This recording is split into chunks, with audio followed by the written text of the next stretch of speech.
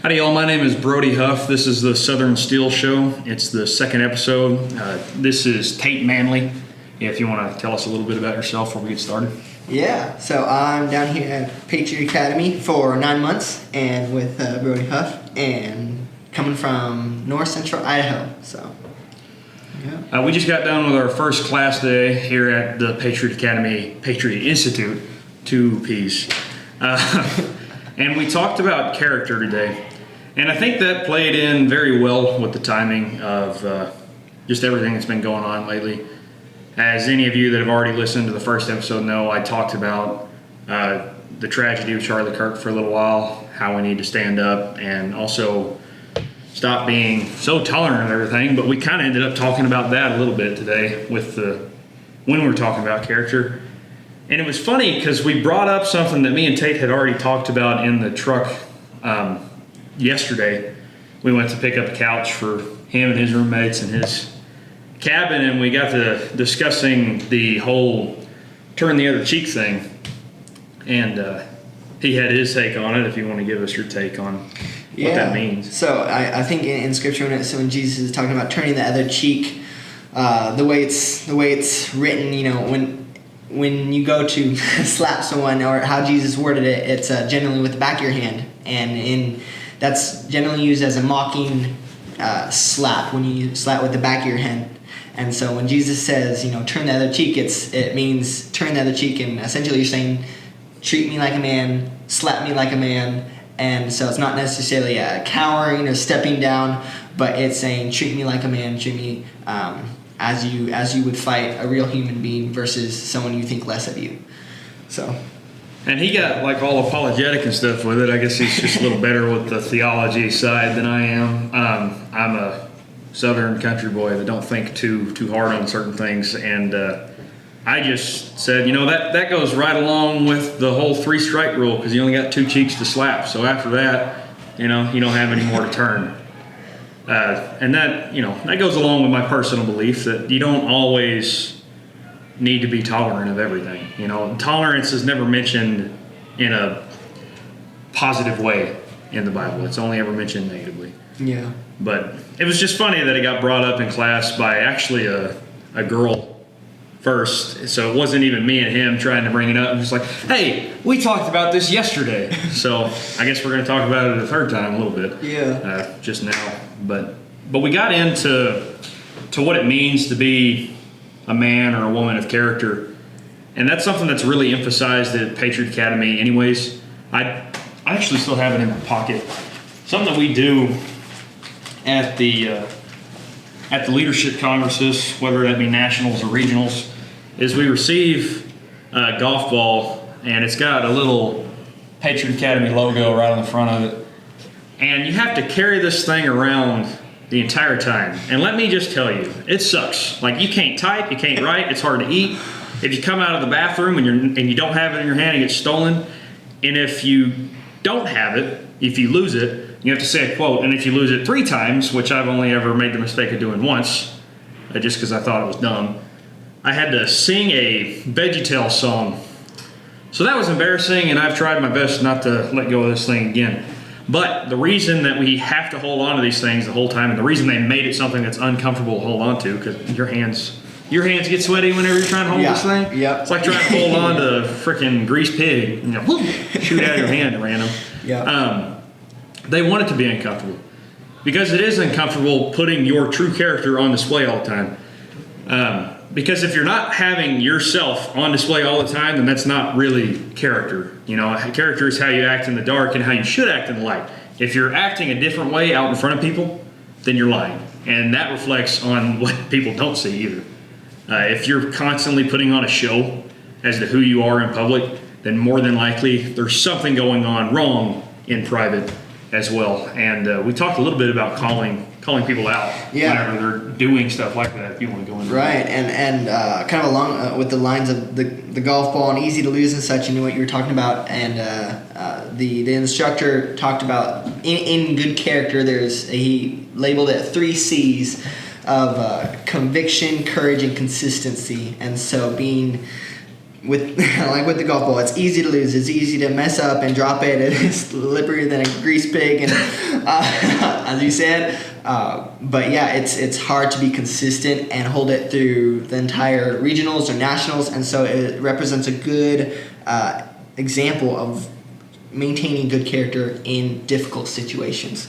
And so, yeah, I just wanted to add that those 3 C's I thought were really neat, and so. Yeah, it's the pillars, and that's I don't know if we can talk about that or not. You know, when you get to PA and they go over the character one when they're presenting it, they say the first column, so they go into conviction, and then they go into courage, and they go, you got to come to the Patriot Institute to hear the third one.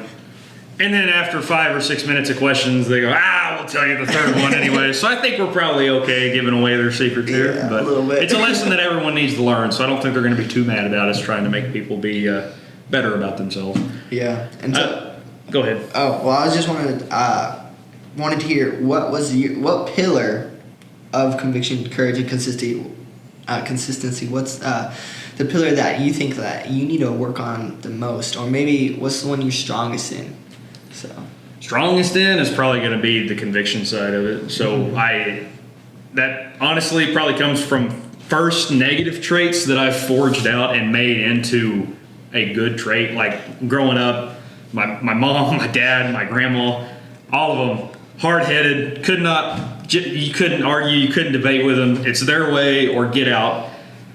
I figured out the little secret to that is to just say, okay, like if one of them tells you how to drive a fence post the right way, you say, okay, and as soon as they leave, you do it your way, because your way works better. But anyways, it made me hard-headed, and once I had that refined and kind of sanctified, then it was like, no, I'm not hard-headed. I'm just not going to be moved from a good conviction. So, and to go into that, you got to be humble enough to know when you are right and to know when it's like, okay, I don't actually know. This is what I believe, but am I right? And that's when you talk about what you believe in, you hear other people's sides, and you kind of debate that out and figure out what's going on. But there are things that you know. Like me and you know that Jesus Christ is Lord and Savior. We know that we have a Father in heaven, that kind of thing. We know that the United States of America is a republic, not a democracy.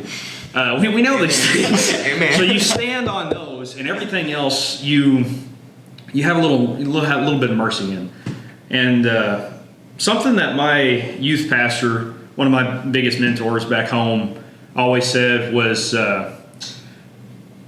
unity in the essentials, liberty in the non-essentials, and love in everything. So that means that when it comes to the essentials and who you're surrounding yourself with, you need to be unified on those beliefs. Like if it has to be true in the Bible, then you have to agree on these things. Like there's no Unitarianism is bad. Universalism, bad. Yeah. None of that stuff can make its way into it. You have to shut that down because that's heresy. If it's liberty in the non-essentials, then it's like me and him were having a discussion the other day. Like him personally, he doesn't drink. I have a drink every once in a while because I don't think that drinking is sinful. I think that being drunk is sinful. I think that if you're in a position of leadership where it's not really an accepted thing, like say you're associate pastor in a Baptist church, don't drink. Even if you don't personally believe or personally have convictions on that, and you even have like biblical arguments is like, this just says being drunk.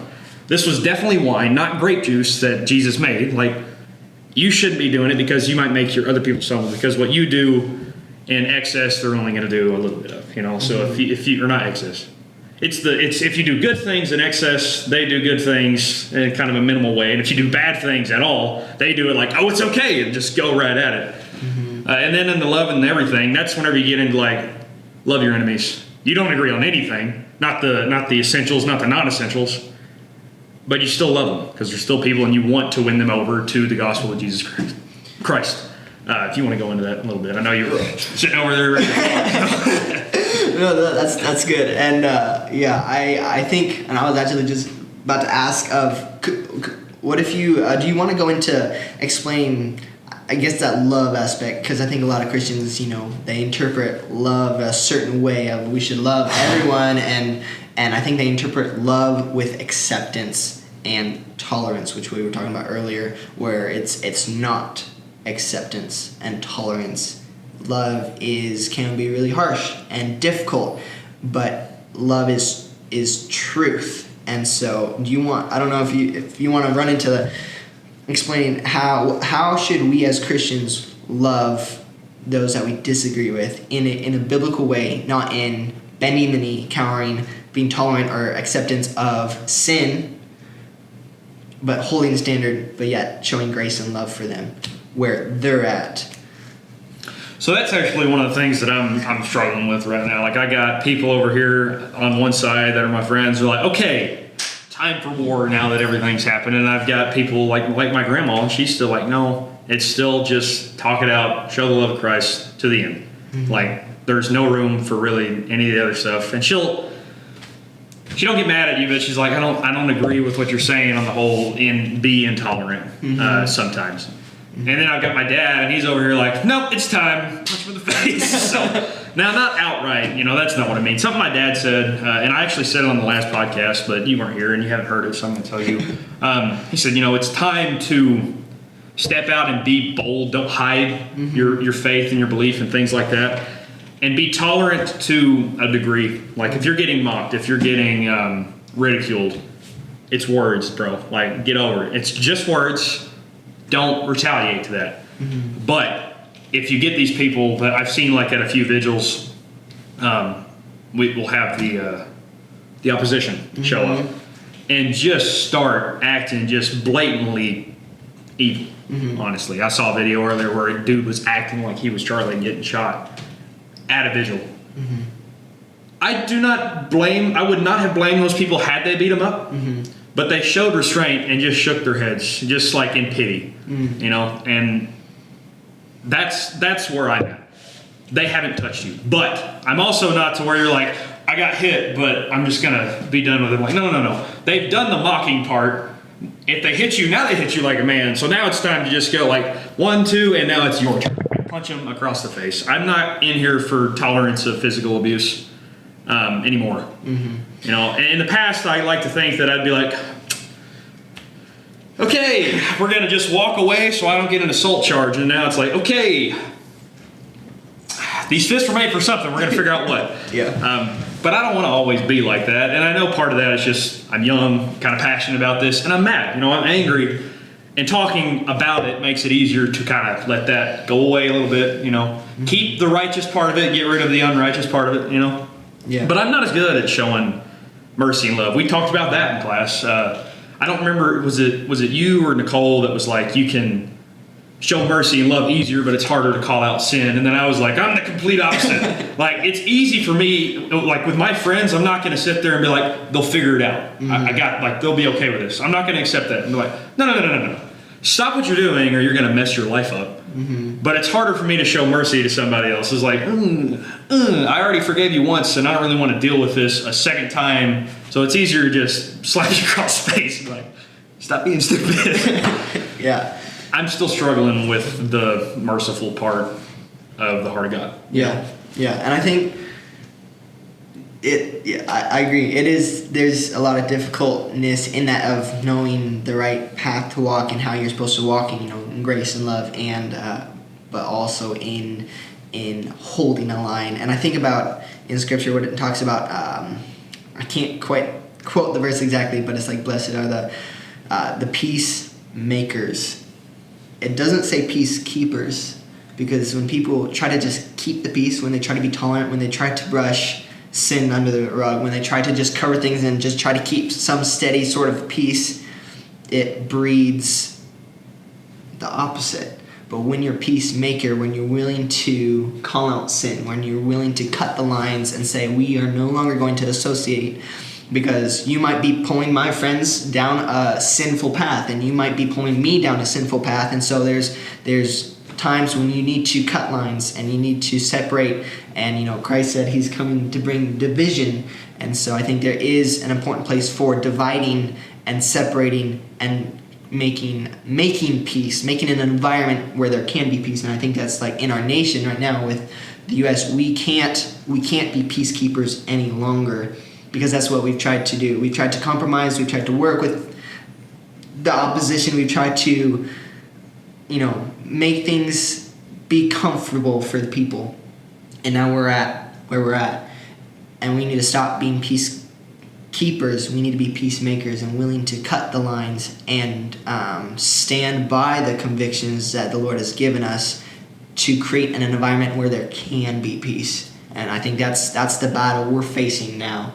And put in those terms, you could put it in many different terms. But so yeah, that's some thoughts there. And the only place where it's like I admire everything he's saying, and I think where the biggest difference is that when he says peacemaker, he's probably thinking of a teacher that comes in and breaks up a fight, or Christ saying, "No, Peter, put away the sword." And when I think of a peacemaker, I'm thinking of the Colt Peacemaker, the old revolver. Let's go. Get it, boom. It's and that's not the right thing to think. It's just also not the wrong thing. Mm-hmm. That's where I get so aggravated when I get into these arguments with people, is that they think that everything is extremes and there's nowhere for discernment in anything. It's that's not how it works. There is a time for war, and war can be justified. And if you don't believe that, then we would not be the United States of America.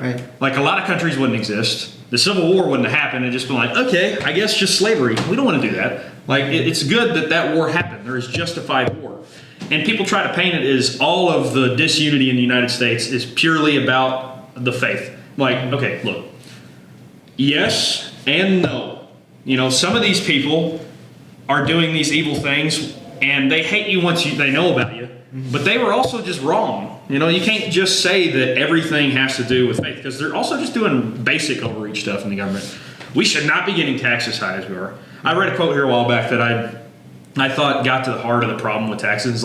Once the government reaches the point where they're asking more money than God asked for in tithe, it's you've probably surpassed what overreach is. And we get asked for more than 10% of what you earn in a year.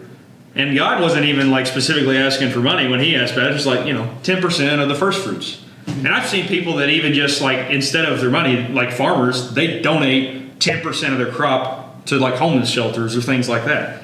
Oh. Whereas the government's only money, I don't care that you're poor, give me all of it so I can feed these other poor people. Those poor people don't have a job.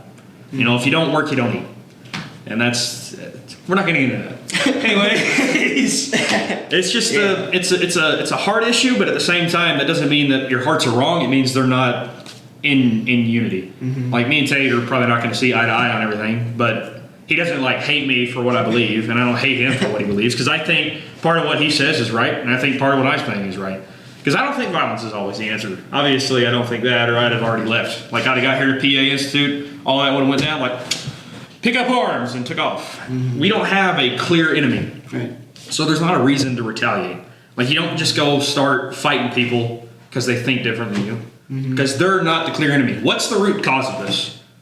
The root cause as of right now, the best one we have to look at is anti-Christian values, mm-hmm. not a specific person or group of people or country. There's some blurry stuff that you get into on the internet, and I may or may not be guilty of believing some of them, but it's not clear enough where I'm okay, fight them. That's the cause of it. Mm-hmm. It's just where I'm okay, almost fight them. But for now, it's still about trying to win over the enemy. And I think it's closer to crossing the line of, okay, you've had your chance, you were pulled out of the fire, or you're still in the fire and it's time to make it burn harder. Because mm-hmm. you have the scripture that's they will be pulled out by their feet. We're going to pull them out of the fire. Mm-hmm. And not everybody gets the happy-go-lucky way of becoming saved. Mm-hmm. And it's sad. I had the opportunity. I grew up in a Christian family and household. So I was kind of protected from a lot of what the world is. I remember the first time I went downtown, a bigger city, I'm what is that?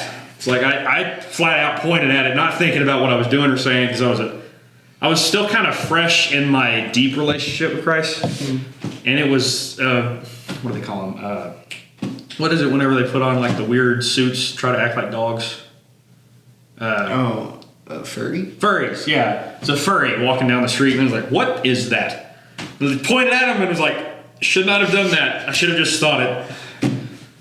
I never had to deal with any of that growing up. It was just a soundboard for everything that I believe in. Yeah. And after I got out of that a little bit, I still was in a Christian environment, so it wasn't a soundboard, and I was able to change some of my theology and get based in that. And now I'm in a place where I'm around people that aren't always conservative too. I'm how do you believe what you believe? I want to understand how you've come to that conclusion. Mm-hmm. So far, none of them have given me a good argument. So I still think I'm right on most things, but we'll see. Yeah. I think so. Wrapped up in that is, we talked a little bit about where the world is at, and about convictions of some of the things we believe in, and how we've seen the world, and how there's a time for there's a time for war, and there's a time for peace. There's a time for peacemaking, and I like that. I think peacemaking is taking a strong stance. I think it is being dangerous to evil. It is threatening Satan. It is threatening the opposition, because I think that's what a peacemaker is. Creating an environment to have peace means putting up borders, putting up protection against what comes in, and that starts with yourself personally, of being able to govern yourself as well as the family, in your own family unit.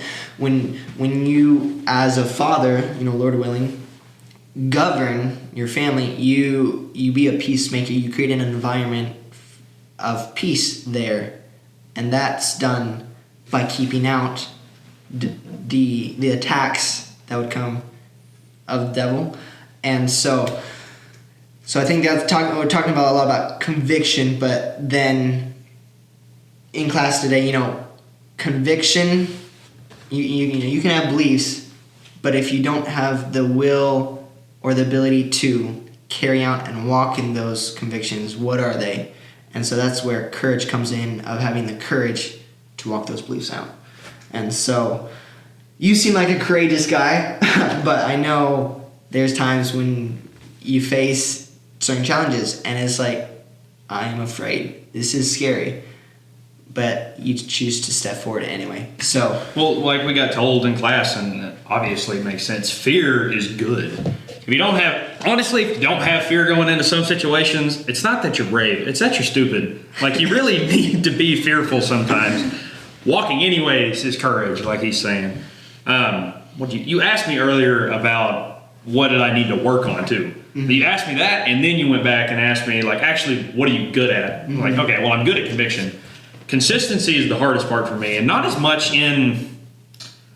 when it comes to talking, I'm usually pretty good. But something I wrote down today, and a conviction that I have, not in the sense of, because there's two different types of conviction, we went over that. There's conviction that you believe, and there's conviction that you feel like, I need to fix something. And something that I wrote down, and I need to fix it, is like, I'm not really physically dangerous. Like, I'm big, no one's going to try to fight me for the most part, just because I'm 6'1", like 200 pounds. Like, don't come at me. But I wouldn't know what to do with myself. Like, I don't know how to fight. Yeah. And I don't always eat right. I don't really work. I run a lot, but I don't really work out. Mm-hmm. Like, there's a reason that my arms are not skinny. I just wear the right shirts so they don't look horrible.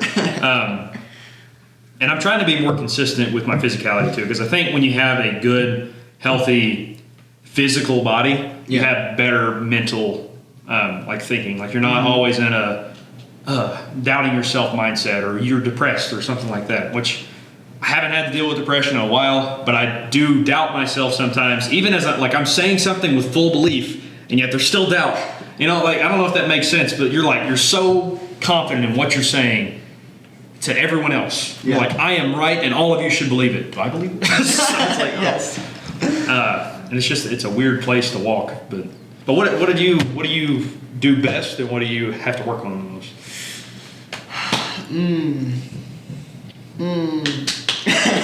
I feel like conviction.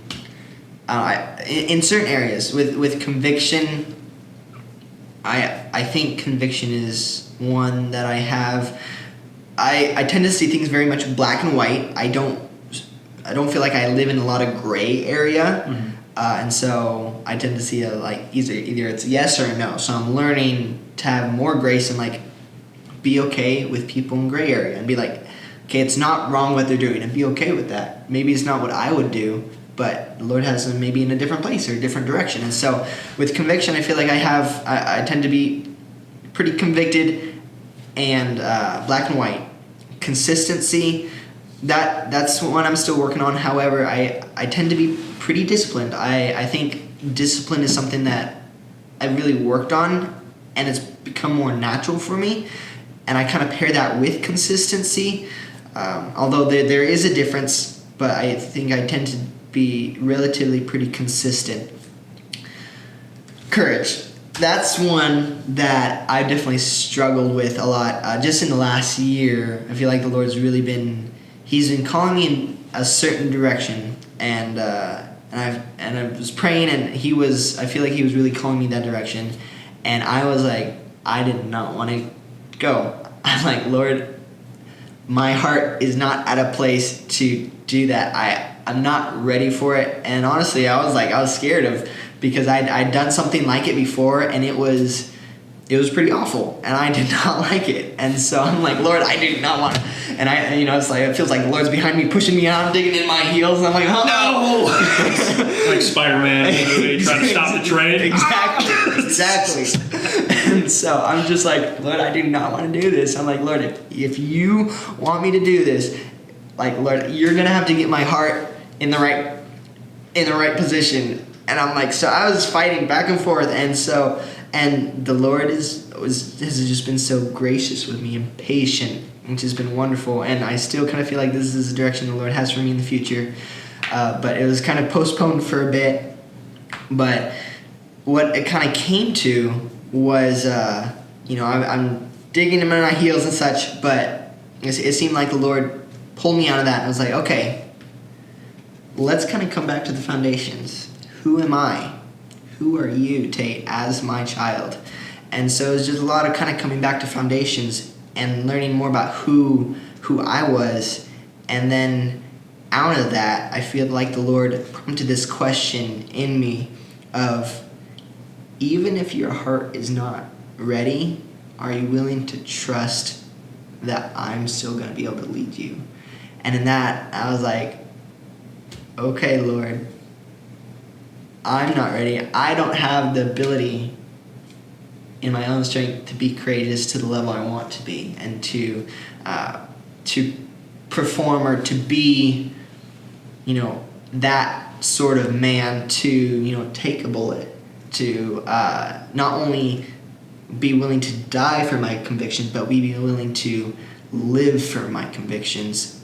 And I kind of came to this place where, I can only do so much on my own, but essentially it comes back to, God, can you please give me the heart and give me the courage, because I can't do it on my own, but I know that you are big enough and strong enough to lift me and carry me when I can't walk. And so courage has been something the Lord has really been working on in my heart and life, and I'm excited to be here and to spend time with peers that are seeking to grow in similar ways, and like with you, and how maybe we're working and growing in different areas, but the Lord's going to use that to sharpen each of us. And so I think courage is something that I'm working on growing in, but also I struggle with. So you said it's sometimes it's easier to die for your convictions than to live for them, and that reminds me of a story that I heard once, or I guess not a story, but a way of thinking that I heard once. And I don't necessarily know if I believe it, but I do think it's interesting. Someone said, what do you think was easier? You think it was easier for the other 11 apostles to go die, or you think it was easier for John to continue living without all of his friends and yet holding on to that faith? Even as he's just exiled on an island, he's getting like the revelation story, like he got that. Like, this is crazy. Who do I talk to? All of the original apostles are dead. Paul is dead. Everyone's dead, and it's just John. It's like, was it harder for him to go on versus the other guys getting to be like, okay, we get to see Jesus. Tell us. What are you going to do to us? To live is Christ, to die is gain. Is that how it goes? Sometimes I get it mixed up because it makes more sense in English to say for Christ, not to live is Christ. Yeah. So I don't know. You get the gist. I'm not always good at. I can say a bunch of stuff that I can go back and go, this is what I meant. Like, I've got enough of a tie to Scripture where, like, this is what I was trying to say. And it gets across the same message, but I definitely said it wrong. So I do that a lot. We actually have to give speeches on character now that we've had this class. We get a couple days to prepare, and we had to draw out of a hat which pillar we're going to speak on. And I drew consistency, which was funny because that's the one that I have to work on the most. What'd you draw? Courage. Exactly. Yeah, it's a God thing. You get pushed when you step out in faith. You don't have to get pushed necessarily anymore, but doors open up and he's like, come on in, the water's fine. And then you were talking about, getting like, not you were, I said the Spider-Man thing. You said like you're digging in your heels and getting pushed. And Paul Kern, he's a pastor at Christian Ministries. He leads Leaders Academy, which is something that I had attended. Yeah. He used an analogy on doors once, because everybody's always saying, gotta open doors, gotta close doors. He's like, okay, look, sometimes you fight it so much that you passed the door. Like the door was open, he was trying to guide you, like this is a good thing, and you just passed it. And then you said that it's been postponed. Like that reminds me of this story, because he's like, sometimes you come back to it and like, door's closed. And you just give up. It's like, just because the door's closed doesn't mean it's locked. Yeah. Test it. See. You got to at least check, like, is this a locked door? And if it is, okay, I missed this, but God still has something good for me. Sometimes it's unlocked. You're like, oh, the grace of God. I made mistakes. I passed this. I gave up this chance, and yet I get a second chance. Because the door's still locked. And then he also said, and there's some people that just go, doors, who needs doors, and run through walls. He's like, and I don't know if that's a good thing or a bad thing, but there's something else. So that's a good analogy. I love Paul. Yeah. No, I would recommend to anyone that's between 15 and I think 25, go to Patriot Academy. And anyone that age range, if you're 15 to like 16, be thinking about it. And once you get older than that, try to get to Leaders Academy. Dude, Applied Life Leaders Academy changed my life and my perspective. And I am it's funny coming here. This is my 4th year of just something other than college. Yeah. And when I applied, I'm like, wait, 4 years. It's like a college degree. Because I don't think that college is useful. I agreed wholeheartedly with Charlie on that one. It's like, college is a scam. Like, it really is. I had a year of finishing a trade. So I know how to shoe horses because my dad is a farrier. I worked for him for years. And my senior, not my senior year, but part of my senior year and then the year following that, I learned the rest of what's needed to be able to shoe. I'm not the best one, but I know a trade, and I can rely on that if something were to ever happen to me. And then after that, I went to Leaders Academy. So I had this kind of theological basing, make you into somebody that can lead people in any aspect of life. Yeah. And then the year in between that, I worked for that church. I was a maintenance guy. So it's another, I don't know if you call it a trade, but there's a lot of little jobs that I can do where I can do better than some people that have like full-time jobs. Right. Just going out, like I'll fix a toilet, I'll clean a vent, I'll rewire an outlet, like little stuff that people can't do. Right. Just because they don't want to watch a YouTube video for the most part. But I have that knowledge now. And some of it is bigger things like plumbing. Like I can replumb a pipe if I need to. I hate it. I hate plumbing, but I can. Yeah. And then I went to a outfitter and guide school that was like a month long. But I got taught how to be a hunting guide. I got taught how to be a wrangler. So that was another trade that I learned. And now I'm coming to the Patriot Institute, and this is my 4th year of doing stuff. It's like, okay, 4-year program. This is my own little college one. And it's funny. I was looking at Wikipedia for something the other day. I'm like, hey, they always have like the early life and rise to something or something like that. I'm like, this feels like the end of the early life and the next part of like, it's a meme out there, so it's not always tied to good people, but the rise to power part is like, okay, it might be time for stepping into this. Like, it's almost the end of the preparation period. Yeah. And that really just, you never get done preparing. If you're smart, you always continue preparing, but there's times whenever, okay, you can prepare at the same time as actually putting the work in, So I'm looking forward to this year. I'm looking forward to having more conversations with both Tate, and I'm going to try to get other interns on. Yeah. Or scholars is what they call them. I like the term interns better. Look, scholar sounds dirty to me. I don't really want to be called like I'll take it, but that's not really the word I would have chosen. But I'm not the one running it. I'm not the one putting money into it. I just came here. So just to end on it, talking about the speeches. If you have something in your head, maybe you haven't put it to paper yet, maybe you don't really have the thought laid out. I think when people say practice what you preach, it doesn't just mean act out what you preach. It also means like refine what you're saying. So if you just have some thoughts you want to spew on courage and like examples of courageous people, what it means to you, go ahead for it. And I'm going to hit consistency, and then we'll end up. Okay, yeah. So I was thinking about this today with courage. I was sitting on my bed and kind of figuring out preparing a speech, and I'm like, okay, an example of courage, and I'm like, Jesus. And I'm like, okay, that's the cop out, answer. I'm like, what's the answer? 2 + 2 = 4. Jesus. Not exactly, but can't go wrong with that sometimes. But I was sitting on my bed and I'm like, okay, let's get a little bit more, maybe original. Like, let's think of some people. And so, I was thinking about Stephen, the first martyr, and I started writing about Stephen. But then Paul was coming to mind. And I was like, okay, let's think about this. And it came, I remember reading through Acts, and it was Acts chapter 20. And in Acts chapter 20, Paul is headed to Jerusalem. And he comes to some brethren on his way to Jerusalem, and he's talking with them.